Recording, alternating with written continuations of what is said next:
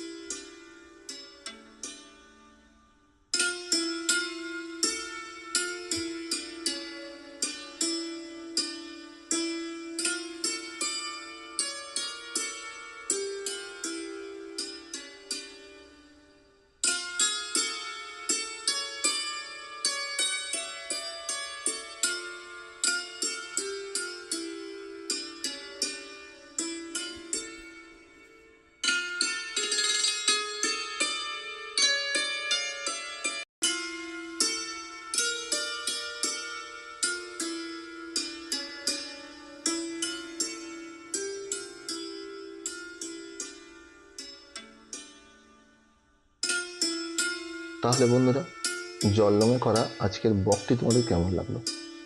যদি আমার কাজ তোমাদের ভালো লেগে থাকে তাহলে একটা লাইক করো, একটা শেয়ার করো, পাশে থাকা বেল আইকনটিকে প্রেস করে দিও, যাতে এই ধরনের কাজগুলো সবচেয়ে আগে পৌঁছে যায় তোমাদের কাছে। তোমাদের একটা লাইক, একটা শেয়ার আমাকে এই ধরনের কাজগুলো করতে ভীষণভাবে উৎসাহিত করে।